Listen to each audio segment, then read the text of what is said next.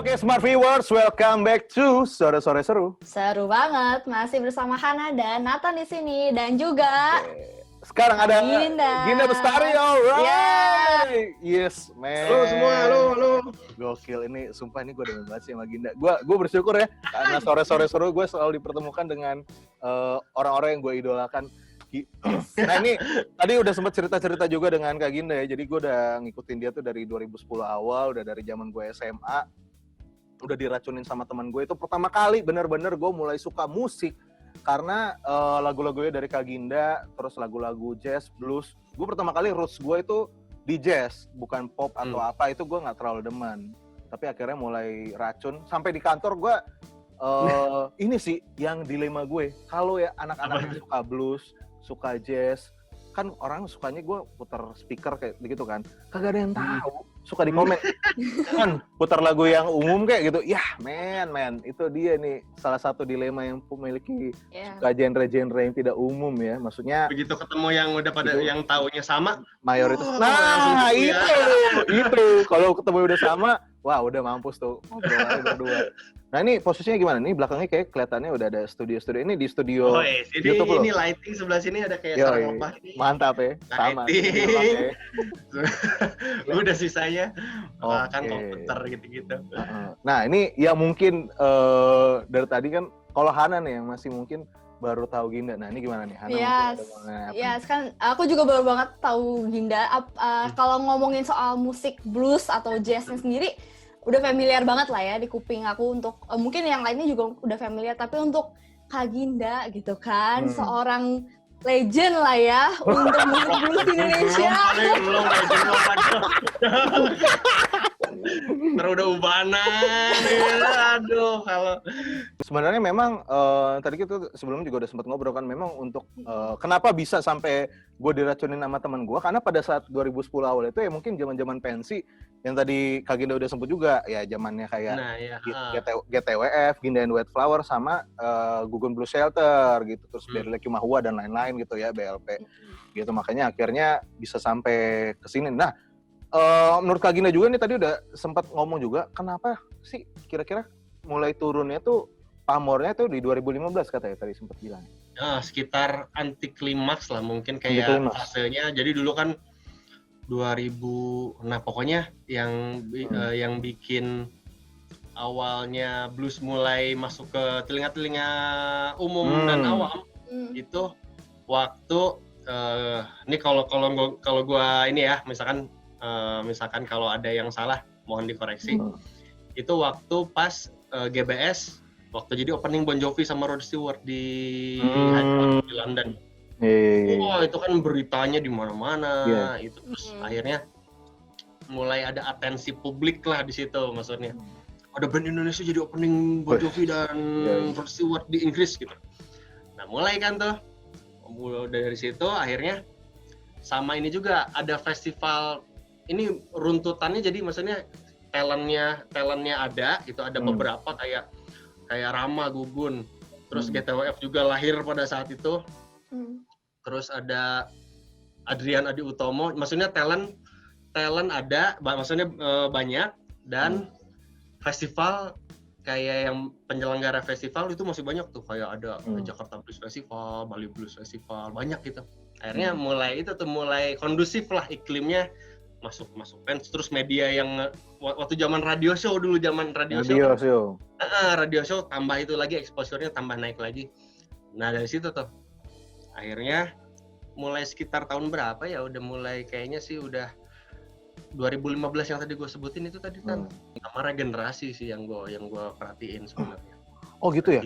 Tidak ada regenerasi yang apa ya? Yang ini nggak apa-apa nih, maksudnya ngomong ini ya, ngomong belakang. Misalkan kayak acara festival, Bali Blues Festival gitu. Bali Blues Festival kan itu satu-satunya festival blues yang bertahan gitu dari sekian banyak yang ada di Indonesia. Itu sama juga kebingungan talent yang berkarya ya, maksudnya yang genrenya bergerak di ranah blues tapi yang bikin karya sendiri. Paham. Nah akhirnya di situ kebingungan juga, misalkan tahun ini ngundang Rama, Gugun, gua, Adrian, tahun depan masa mengundang yang sama lagi? Sama gitu. lagi, iya bener sih. Jadi nggak ada tuh, nggak ada perputaran regenerasi.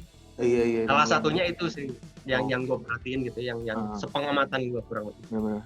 Pokoknya kalau misalkan kalau ngomongin sebuah genre kan ibaratnya roda industri suatu genre gitu. Itu bisa berjalan, itu nggak bisa sendirian. Maksudnya ada talentnya di situ, ada eventnya di situ, ada medianya.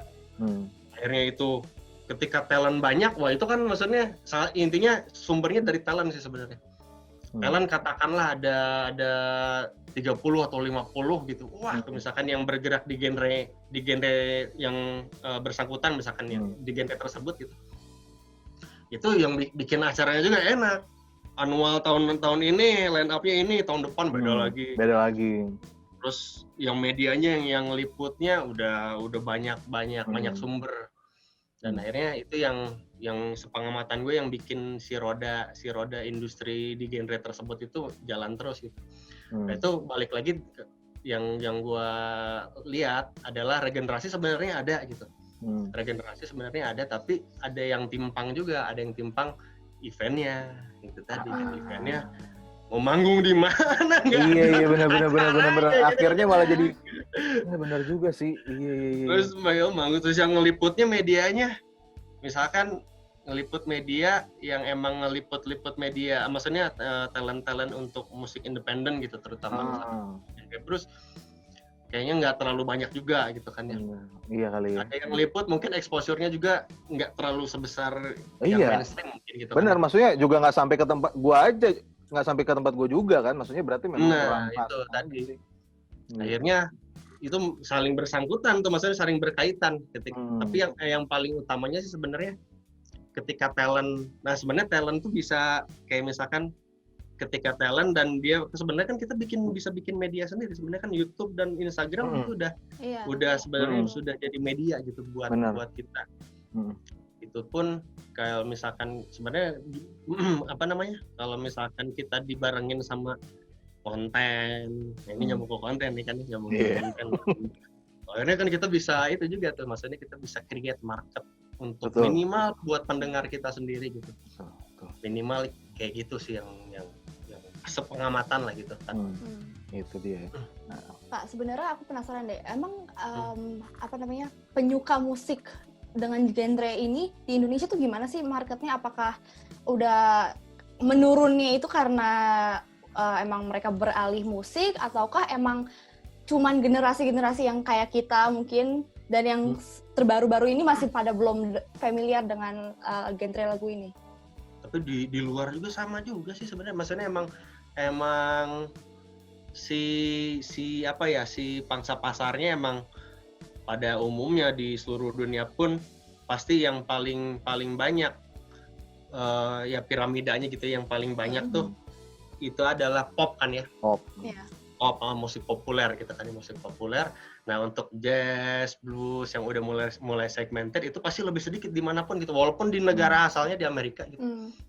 Itu sampai ada Joe Bonamassa, salah satu gitaris blues inilah yang sekarang namanya termasuk yang paling besar gitu di dunia, itu bikin pergerakan keep the blues alive kalau nggak salah. Keep the blues, bentar make sure dulu. Keeping the blues alive. Nah dari judulnya juga udah maksudnya udah kayak menyemangati, ayo kita pertahankan blues ini agar tetap hidup gitu kan ya.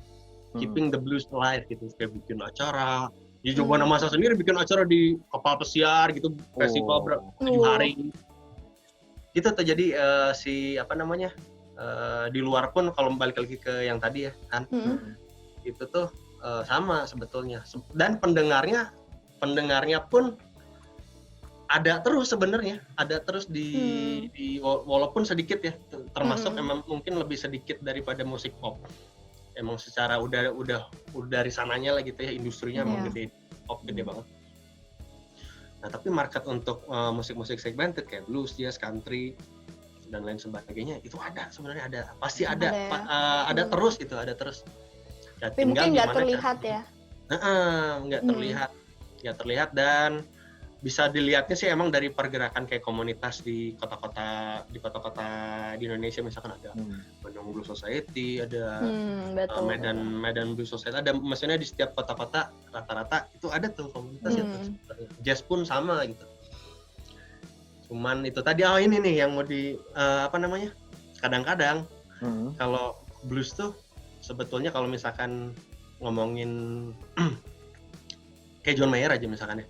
Kayak John Mayer itu kan roots-nya blues sebenarnya, roots secara style permainan gitar.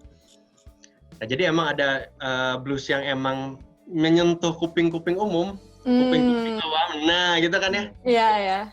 Kuping-kuping yang tadinya nggak tahu gitu. Akhirnya ternyata. Nah, itu salah satunya kan John Mayer tuh, dia menyentuhnya dari pop. Itu dia ngerembet langsung ke sini makin kental lagi. Zaman-zaman Your Body is Wonderland, terus masuk ke slow dancing. Slow Dancing in a Burning Room. Nah, itu kan udah mulai keluar tuh si style bluesnya lebih keluar. Nah, ada juga kayak Joe Bonamassa. Joe Bonamassa emang dia emang di genrenya tuh emang dia blues tradisional, blues modern, maksudnya blues rock tradisional gitu kan ya. Dengan John Mayer yang meramu blues itu dengan musik populer. Nah, itu strateginya bisa jadi antara misalkan kalau tujuannya memperkenalkan ke kuping awam sebetulnya gitu. Itu sebetulnya yang John Mayer lakukan itu sebetulnya kayak gitu tuh. Lebih cepat kenanya juga ya. Iya, benar. Sok gitu caranya ya. Akhirnya mulai denger tuh, ternyata John Mayer tuh ada kayak Robin Ford, ada Joe Bonamassa dan lain sebagainya. Udah mulai ngalir tuh kayak Tyler Bryan itu. Tyler Bryan dia mainin musik rock and roll. Tujuannya adalah ketika dengar musik Tyler Bryan itu dia dengar yang lebih dalam lagi ke blues sebenarnya gitu. Jadi untuk menjembatani agar pendengar mendengarkan musik roots-nya kurang lebih gitu. Wah, marketing gitu banget di sini ya. Keren. Nah, untuk Kak Ginda lagi, sebelum beranjak ngomongin mengenai konten-konten Kak Ginda, tapi ini satu nih masih berhubungan juga dengan sebelumnya. Kalau dari Kak Ginda sendiri masih ini nggak sih? Dari lu sendiri masih kayak ada rasa terpendam atau memang lagi ongoing sekarang untuk memperjuangkan mengenai musik blues untuk di Indonesia supaya balik lagi pamornya mungkin dengan 2010 awal nggak sih? Mungkin ada strategi memang yang lagi sedang lu jalanin atau lu sekarang kayak ya udah ini gue jalan sendiri aja dengan konten gue di YouTube gitu. Lu gimana? Nah, itu memancing saya pertanyaan tadi itu memancing saya untuk mengemukakan niat gue nih ya. Emang itu YouTube channel yang gue bikin, kan gue punya 2 nih YouTube channel nih, atas gue pribadi Ginda Bestari sama Desmond Music. Music tuh itu udah di set tuh. Desmond Music tuh adalah nanti itu kan yang gue sekarang itu kayak jual gitar yang gue modifikasi itu, dan sekaligus konten di situ kayak review di situ. Dan nantinya kan mau bikin toko tuh rencananya, mudah-mudahan pas pandemi. Amin. Nah, ketika itu toko jalan itu maksudnya bukan sekedar toko tapi kayak model toko yang bikin konten lah gitu. Toko yang bikin konten nanti bakal ngarah ke situ juga tuh, bakal ngarah. Soalnya narik lagi ke yang tadi, tidak ada regenerasi bisa jadi itu karena wadahnya nggak ada. Kayak gue nih contoh, kayak gue nih waktu dulu pas ini ya, pas awal kecemplung nih, kalau ingat-ingat lagi gitu ya, kecemplung waktu itu. Main gitar dari dulu, main gitu. Main gitar kan emang dari dulu, tapi waktu pas zaman kuliah itu tuh ada acara namanya Tuesday Blues atau Tuesday Blues kalau nggak salah, tiap hari Selasa. Tiap hari Selasa sebulan sekali di Bumi Sangkuriang di Bandung. Acara komunitas Bandung Blues Society. Nah itu tuh ada acara zaman Facebook awal-awal tuh. Zaman Facebook awal-awal ada yang ngundang event kan waktu itu kan. Event. Ada yang kontak terus datang ke sana. Mungkin nonton yuk. Itu ada acara di Bumi Sangkuriang. Let's go, Bres, berangkat. Wow. Pokoknya biasa acara komunitas seru kan ya. Pengen main begini ya gitu kan ya. Pengen main itu udah lama, maksudnya nggak manggung udah lama tuh. Jadi gitaris kamar lah berapa tahun. Pengen manggung ya gitu pasti. Nanyain ke panitianya kan, namanya Lucky waktu itu bilangnya masih Kang, sekarang meluk. Oh, Kang, kita bisa. dulu. Gimana caranya bisa main di sini? Main aja udah bulan depan ya. Oh, ditolong langsung. Bulan depan ya. Waduh, saya Kang belum punya band Kang. Bikin aja dulu kan. Bikin dadakan manggung gitu. Yes, Ginda and the Wildflower, bukan White dulu, Wildflower liar, gitu kan? Oh iya. Wildflower, ternyata kan udah ada Wildflowers, ada band ganti aja lah, tapi yang spellingnya nggak terlalu jauh sama White aja lah, biarin mawar putih aja, mawar gitu apa. Udah dari situ manggung. Nah, pas Gugun manggung juga tuh bulan depan. Pas bulan manggung tuh. Nah, Gugun baru rilis yang album Set My Soul on Fire itu, yang booming banget kan lagu itu. Itu baru rilis banget itu. Bangun di situ terus sebelum pergi ke London 2010 akhir lah. 2009 akhir mau ke 2010. Nah, ngeruntut lagi ternyata akhirnya kan dari situ yang gua nggak sengaja pengen main, akhirnya cemplung di industri ini gitu. Itu tuh dari event yang komunitas yang siapa aja bisa main. Itu ya dari tadi ya. Siapa aja bisa main gitu kan ya. Siapa aja bisa main, akhirnya manggung. Akhirnya di situ mulai tersaring secara natural lah gitu ya. Akhirnya mulai nanti manggung lagi nih di sini nih. Akhirnya mulai bisa dibayangkan. Ajak nih gitu. Masih gratisan sih Kak.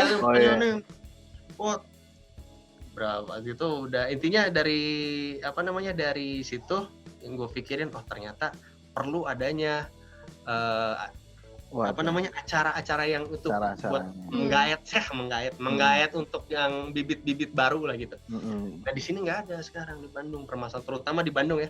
Di Bandung sudah tidak ada lagi acara yang kurang lebih kayak begitu. Dan rencananya gue juga nanti tuh tadi pertanyaannya panjang ya, jawabannya pertanyaan lo kan tadi tuh untuk rencana tadi tuh begitu sepertinya yang nyambung ke topik gue bikin konten untuk kayak begitu. Nah, iya bener. Dan ini memang pas lagi lo mulainya pas ini kan masa pandemi awal tahun ini gitu kan. Ya mudah-mudahan di tahun depan mudah-mudahan ya akhirnya bisa terlaksana. Iya, 2020 ini kan masih bangun pondasinya dulu, nanti 2021 mudah-mudahan udah bisa pada ke amin. Mantap. Oke, Smart Viewers, kita tahan dulu ya ngobrol-ngobrol dengan Kak Ginda. Nanti abis ini kita bakal balik lagi tentunya, karena ini udah panjang banget, mohon maaf ya. Udah bahaya nih ngobrolin mengenai diskusi musik, udah lama gue kan asik, makanya keasikan. Oke, Smart Viewers jangan kemana-mana, tetap di Sore-Sore Seru. Seru banget.